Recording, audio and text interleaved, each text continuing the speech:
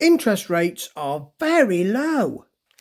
Not for the new WWE credit card, for this event, which was Hell in a Cell. Now, I know it's a B grade pay-per-view or event or whatever, but it shouldn't have D grade matches. You've got two Hell in a Cell matches, topping and tailing this. One's good, one's very good, one's ordinary. And you see, the thing with Hell in a Cell is that you've got to do something really special. You know, like pull your spine out, projectile vomit, or pull your eyes out the back of your skull to make people go, "Ooh, that's different," because everything's been done before, ain't it? You see? And once you get something, then the WWE, and capitalism in general, but the WWE says, "Oh, there's a horse, let's flog it." Yeah. Now, first of all, you've got Bianca Belair. I've got some notes here, so I want to be looking at this. Versus Bayley. And this is it's a supremely good match. You know Bianca Belair can do this. She's the face of surely the women's division for the next 5 years. She's got that sassy quality. She has charisma. She can do it in the ring, on the mic. And she's got a look. And then you've got Bayley, who's a great heel. Sasha Banks nowhere to be seen now. Yeah, you see? The interest in that bank went down as well. Ha ha ha! There you go. It's an interest metaphor. It is. So, those two are going to have a great match, aren't they? Bayley, I love the way she smiles when she's got Belair in a bit of mild peril. But really, Belair's hair is there, attached to a chair, and other places. Yeah, all right. And it is really, it's the story of that hair, to be honest. Early on, when Bayley has a chair in hand, she whacks the chair with her hair. Ha-ha. Over there. And then when the steps are brought in the ring by Bayley, she's got Sasha Banks down. She's got Sasha Banks, dear me. She's got Belair down, so she thinks, I will just attach her hair to the bottom rope, and then I'm going to attack her because she won't be able to get away. Runs at her, trips, falls face first onto the steps. That's a great move. It's a great spot, and these two can make it work. You've also got her attaching Bianca Belair's hair to the bottom of the chair, then sitting in the chair and putting her feet on either side and on either shoulder, actually. I'm not a medical man, but that's what they're called. On either shoulder and pushing. That must have caused the follicles to really pop. Oh, yeah. It's good. I'm glad that they've got the hair, and we've got a little monogram on it now, which is lovely. Oh, yeah. So, you've got then Bianca Belair thinking, I've had enough of this. I've had enough of this hair. I've got enough hair to spare, so I'm going to attach it there. And she attaches it to Bayley's wrist, and it becomes a strap match. It's just really well done. It's just really, really well done. The ending is quite brutal as well, in that there's a senton on Bayley on the ladder, and then a powerbomb, a sit-down powerbomb on the side of the ladder, which is open for the pin. What a great match. It went just long enough. It had some really interesting spots. They had real charisma. What more could you want? Well, a better match to follow it. And I'm really sorry that I have to say this about the match with Cesaro and Rollins, because I really want Cesaro to be at the top of the card, and I know he has been recently, and that's great, but they just didn't gel here. They really didn't. We got the swing. I like the swing, and Rollins has taken the swing before, takes it very well. And we've got the Rollins running and then catching the foot and then going back and kicking. That's a great spot. Really nice. One of the most exciting things early on in the match, though, in the early going, is Cesaro grabbing Rollins' black glove and punting it towards the screens. Yeah, that's really what we're looking at. Cesaro had very little chance, or gave himself very little chance, to show his wrestling acumen. One of the spots in which he did was a lovely sharpshooter to crossface, back to sharpshooter move. So sinuous, so calm.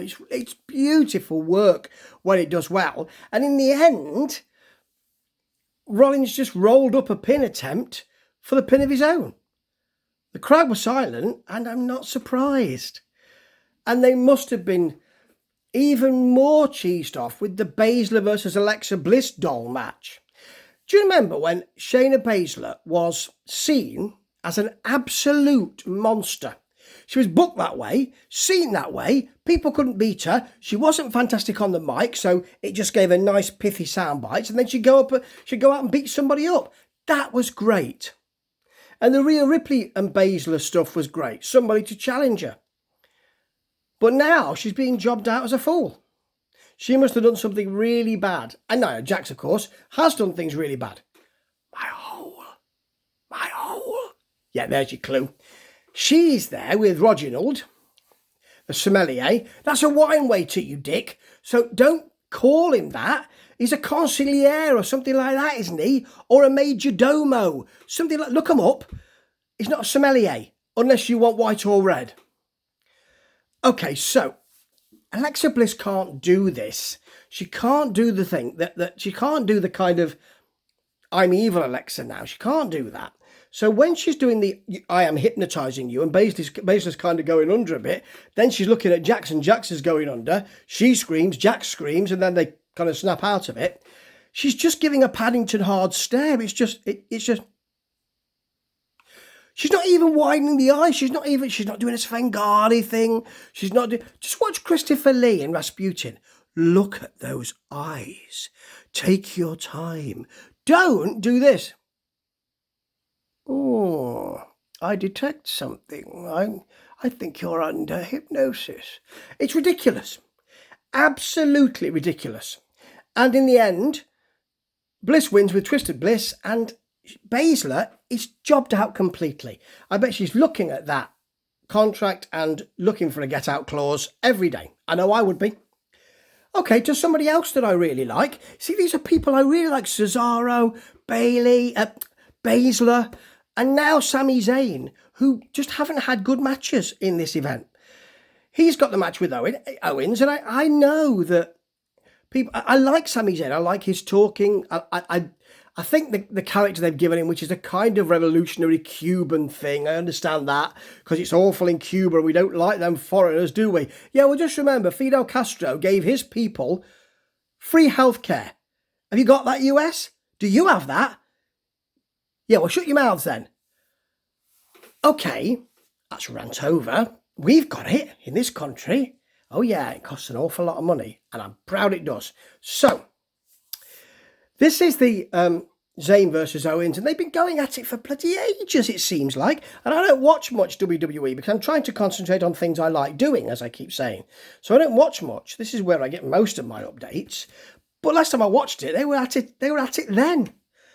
Sammy takes punishment very well early on. And then there's an issue with one of Owens' arms. I didn't see how he got the elbow injury, because I wasn't really concentrating too much, because it wasn't really fulfilling me. However, he's holding it. Oh, yeah. And then when they get in the ring to get up, he puts all of his pressure on it to get up. Right. I'm not telling you I'm not telling you your job, mate. I'm not telling you your job, but just think about it before you do it, okay? Right, so there are some nice moves here. There's a very nice Sami Zayn Blue Thunder Bomb, because he can wrestle, and so can Kevin Owens.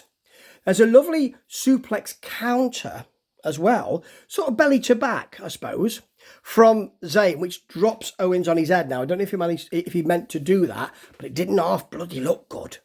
Yes, it certainly did. And then outside, Owens manages a one-armed stunner, so I suppose it's something special. And then we've got Sami Zayn winning. I can't remember how he did it. I think he rolled him up. Can't remember. Oh, he pushed his throat. They got this thing about my throat's hurting. Oh, I'm coughing up blood. Oh dear, I don't half need a Rinstead pastel.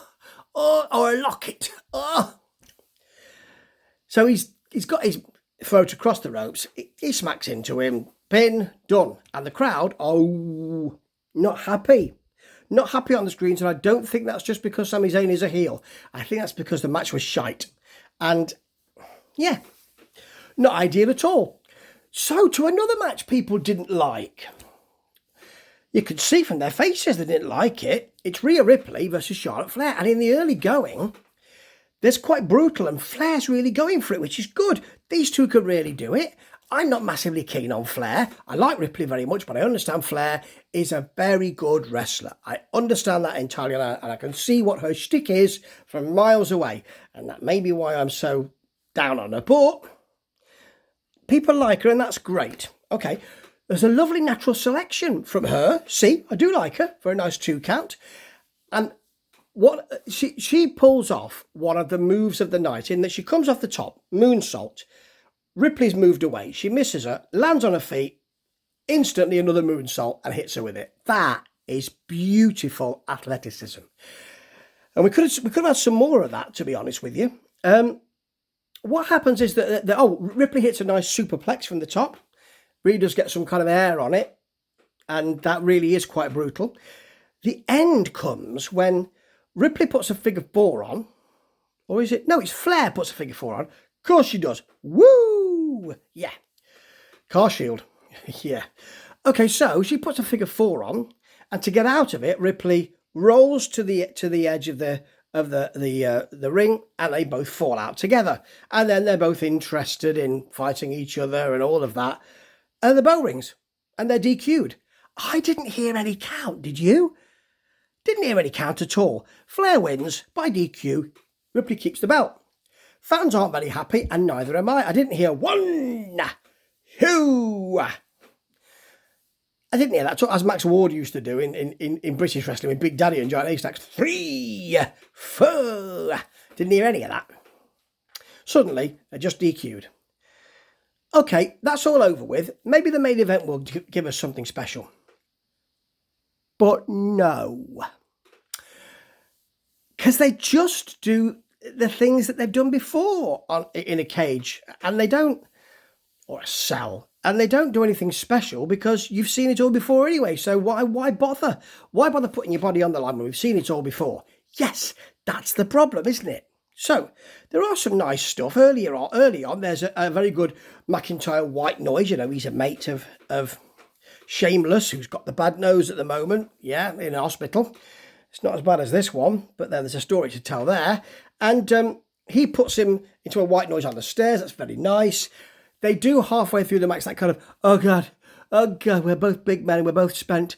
We've made some moves. I had to stand up the steps and I'm knackered. Yeah, they're both down, all that kind of stuff. MVP's outside the cage, of course, all of that. Quite a lot of the offense here is McIntyre, including a spine buster, quickly into a power bomb for a long 2. And then there's a lovely spot where he is at the apex of the cage. MVP is outside, and he slots a kendo stick from one end to the other. So he's caught here. It's beautiful. I mean, he could break it, but it's a lovely move. So Lashley's able to punch and kick and all that, which is generally what he likes to do. It's great. It's a really good move, and we need something innovative. You know, that's nice. There's a it's an awful drop toe hold from Lashley to McIntyre onto a chair, and because it's close up, you see that his head is about 6 inches away from his hands when he hits the chair. So they do it again. This time, shot from behind, looks a lot better. Come on, Drew. For goodness sake, what are you going to do, Drew? And then there's a ref bump as well. If having a cage or a cell and all of that wasn't enough, you've got a ref bump too. Because Lashley puts thumb in the eye, and so McIntyre can't see. I'm going to hit somebody with this bleeding chair. I got somebody. The ref's out. And of course, McIntyre pins, but the ref's not there. Oh no, what a surprise, you know. McIntyre then says, I'd like to, he says, oh yeah, he says he wants to get another ref in. So he said, undo the cage. I want to do that. Yeah. There's there's a Claymore with MVP interference because he comes in. Here's a nice move. When Lashley puts the full Lashley on, not going to call it the hurt lock, full Lashley on, there's a counter to this. And it's just that you drop down and roll through. Yeah, really good. That's a simple counter. Beautifully done, Drew. I like that a lot. Of course, MVP's involved. He gets into the cage, causing trouble. Cage is locked behind him. And when he turns to try and get out, realises he can't get out. His face is a picture. Very nice. That's very nice indeed. There's also a very nice Future Shock DDT. McIntyre hits it perfectly. Beautifully done. Very safe. Very nice indeed. But then MVP gets on the apron. You, Drew McIntyre, your haggis is burning, and I don't think Scotland played very well the other night. What did you say? I need to talk to you about that for ages. I'm really angry that you've done this, and I've never seen anybody distract me on the apron before. Oh, I've been rolled up. Yeah, another roll up, and the fans were booing, and quite right too. That is rubbish. One match out of all those. One match which is brilliant. It's a 5-star match in my view, but the rest of it is bloody terrible. Either they don't match together, the endings are hokey, there's no point. What a waste of time. It's a 2 out of 5 for me, if that. And that's with a 5-star match. Imagine what would have happened if they hadn't really turned it on. And you know, interest rates are down, down, down. And that's what's happening to the WWE. And I ain't surprised. Ta-ta.